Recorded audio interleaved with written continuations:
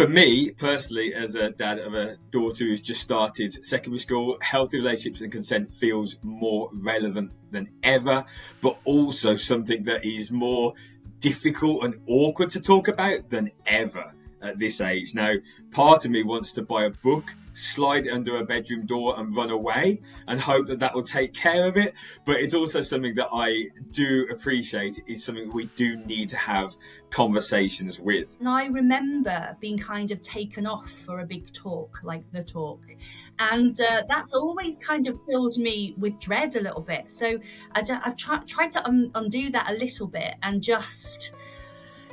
when things come up and they ask questions, even from a really early age, I've tried to always answer them and be honest so that it didn't build up to this big moment where we have this kind of birds and the bees chat. I like what you said, Jess. I think it's about being really open to talk about anything that's related to relationships so that your children feel that they can ask the questions, that you're that safe space, that you're going to give them a factual response and you're not going to kind of judge them. So if you're going to sit down and have a conversation, I think you have to wait for them to bring it to you. Yeah, that's it. When they're ready, because you can imagine it over the dinner table, can't you? Being like, right, today we're going to talk about. Yeah, if you would just refer to the agenda, please. We're now on point 3. That sort of thing. Yeah. Today is now we're talking about sex and condoms. No, so I don't think that is gonna run. But I guess if you've been able to have sort of conversations from an earlier age, then maybe those things are a bit easier. But I don't know. Watch this space. We'll see. 10 years from now, be coming back, going, I don't know.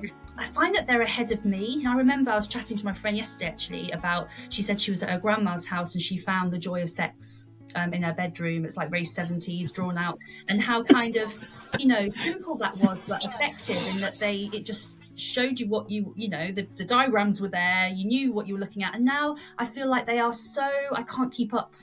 And that scares me a little bit because they're looking at things that I haven't seen. My daughter hasn't shown yet any signs of wanting a relationship with anybody, a romantic or sexual relationship with anybody at the moment. But she does comment on friends, and she will say, oh, so-and-so did a nice thing for somebody, or she'll say, oh, so-and-so did this. I don't think that's okay, is it? And then that's a really nice basis for us to have a conversation. Generally, these conversations happen in the car. So if we're going to netball practice or driving somewhere, because I think we're not looking at each other, I think that's really helpful. There isn't that need for eye contact. We'll have conversations about her friends and their relationships, and she'll say things and I'll go, yeah, that's really great that you recognise that as being a good thing, or no, that's not a great thing, So I think it's really important they are aware of the features of a healthy relationship. Yeah. Yes, definitely. It's interesting you brought up the car, because I completely agree. And also with teens, I found, if anyone wants to take this away and maybe try it out, the moment they get in from school, they are starving. There's like a 20-minute window that if you can put yourself at the kitchen table, where anywhere near the fridge, 20 minutes when they get in from school, that's your prime time. Yeah, you can catch them. That's a great tip.